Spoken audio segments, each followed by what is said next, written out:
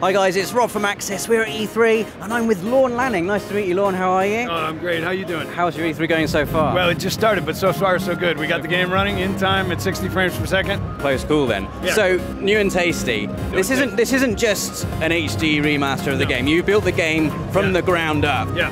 How has that been?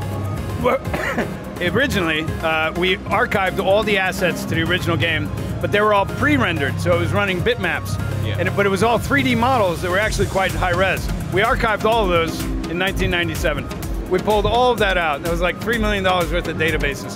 And from that, we were able to reskin and build everything. So we got a quick boost, you know, for a lot of assets, a lot of the worlds, the environments, all of that, that gave us a template, a very quick template to get a lot of progress done faster.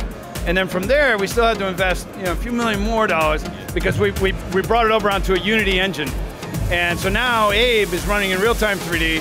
It's not a flip screen, it's continuous side-scrolling. It's the same game template, same game designs, but we had to bring in a lot of new design features to accommodate higher speed, multiple difficulty levels, you know, trophies, leaderboards, all of these things, but particularly dynamic lighting, dynamic animation, ragdoll. You know, we really wanted to sort of culminate the day of the platformer, you know, in a high-tech, beautiful way, and you know, you guys will be the judge.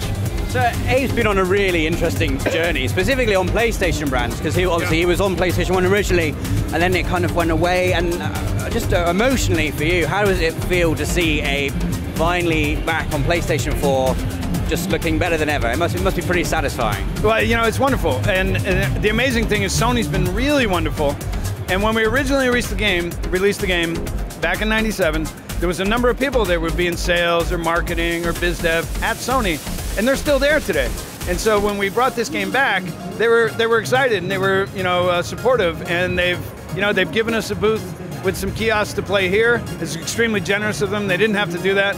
So for us, it's very thrilling.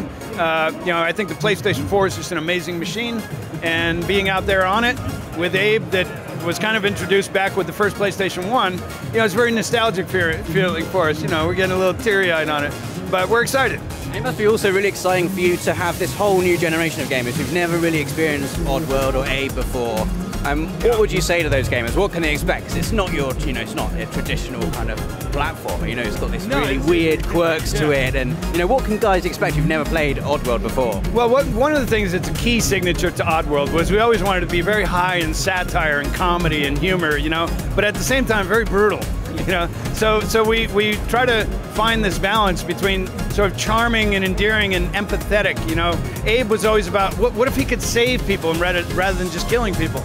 And so we were like, well, can empathy equal rewards? You know, so that's the basis of his character. He's unarmed, he's very sweet, he's trying to save other characters that live in a, you know, totally fascist meat processing plant where they're going to chop up all the workers eventually, right? So he's out to save his people, and saving them through this series of meat saws and all these things is brutal. You know, it's hilariously brutal. And then we take him out on this longer journey. You know, so he's really the classic hero's myth journey. The story, we always got a lot of acknowledgement for how much attention we paid to the story, to the production design, to the character design, to the voices, to the music. You know, because we always felt like this is more, we wanted to match like gameplay as cinema, you know, where if you were watching someone play, it's fun to just encourage them because you can actually comprehend what people are doing watching the gameplay. So humor and satire and funny brutality is like that sweet spot chemistry that we were going for, embedded in sort of this epic kind of story of a little guy with not much hope who has to find his way. Yeah, and what are you anticipating from kind of this new generation, not just of gamers, but a new generation of hardware, and how Abe's going to fit together? For example, just the way people can broadcast the gameplay now, people can watch others playing it. How do you think that is going to affect how people interact with the world of Oddworld? Well, I think one of the things with Oddworld is that we always did pay attention so that, as I was saying, if someone's playing, you know, it's easy to comprehend what's going on if you're watching. And so what we find is the more people that are watching, the funnier it gets, because everyone becomes kind of a backseat driver. No, you should do this, watch out for that, oh, you know, and then something crazy happens.